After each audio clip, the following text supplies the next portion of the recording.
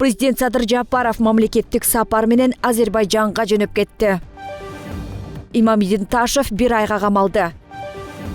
Бишкектеги Улуу Тоо ресторанындагы массалык уулангандардын саны 55 кишиге жетти.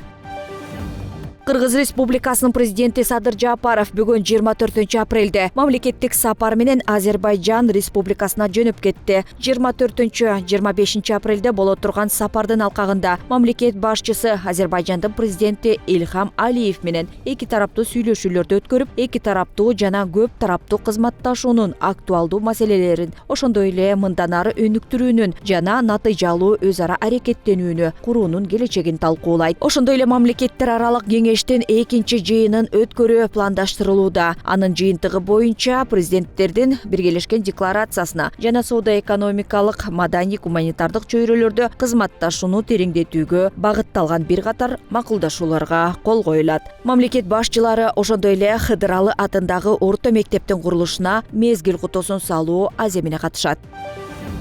Бишкектеги Сухэ Батыр көчөсүндө жайгашкан Улуу Тоо ресторанында жапырт уулангандардын саны 55 кишиге жетти. Бул тууралуу Саламаттыкты сактоо министрлиги билдирет. Маалыматка ылайык дагы 7 адам ооруканага кайрылган. Алардын 3-өө жаш балдар. Буга чейин аталган ресторанда 15-18 апрель күндөрү кыз узатуудан кийин массалык уулануу катталып, 39 адам медициналык мекемелерге кайрылгандыгы кабарланган. 23 апрелге карата ооруканага кайрылгандардын саны 5 кишини түздү. Алардын ичинен ооруканага 10 адам жаткырылып, калгандары үйлөрүнө амбулатордук дарылоого чыгарылган. Ал эми Улуу Тоо ресторанына 13 000 сом айып пул салынып, иши токтотулду. Тиешелүү материалдар укук коргоо органдарына жөнөтүлдү.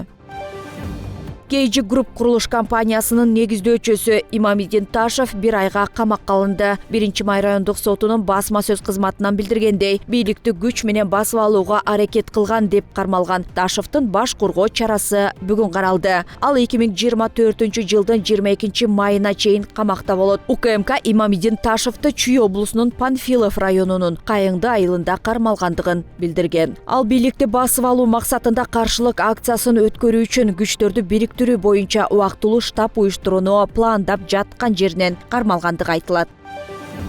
Бишкекте милиция кызматкерлери тарабынан бейбаштыкка шектүү жаран кармалды. Бул тууралуу Октябрь райондук милициясы билдирет. Райондук милицияга келин арыз менен кайрылып, жолдошуна тиешелүү чара көрүүнү суранган. Анда жабырлануучу 21 апрель күнү Каражыгач конушунда үйүнүн короосунда жолдошу эч себепсиз сабап денесине залал келтиргенин билдирген. Аталган факты боюнча Кылмыш жаза кодексинин 280 бейбаштык беренесине ылайык 1996 жылы туулган жаран кармалып, кылмыш иши козголгон. Бишкек шаардык милициясы үй бүлөлүк зомбулуктан жабыр тарткандарды жана күбө болгон адамдарды жакынкы милиция кызматтарына же 102 кыска номер аркылуу тез арада кабарлап коюуга чакырат.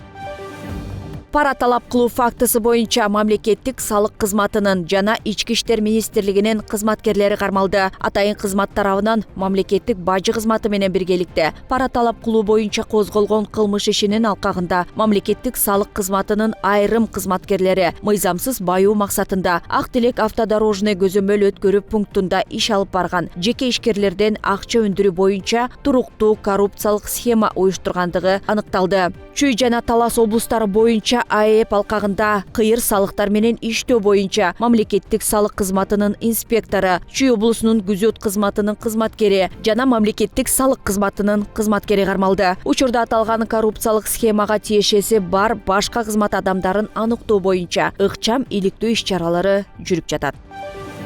Кече 23 апрелде Бишкек шаарынын вице-мэри Мирланбек Байгончоков жол акы 25 сом болсо, жаңы автобустар 8-10 жылда өзүн актайт деген. Мэрия анын айтканы боюнча комментарий берди. Бул Бишкек мэриясынын позициясы эмес, жаңы автобустардын өзүн актоосу боюнча түшүндүрмө. Мэрия коомдук транспортто жүрүү акысын көтөрүүнү пландаган жок. Борбор калаанын мэриясы жүргүнчүлөрдү ташуучу ишкананын ишмердүүлүгүн туура жүргүзүүгө жана чыгымдарын оптималдаштырууга көбүрөөк көңүл бурат деп айтылат мэриянын билдирүүсүндө.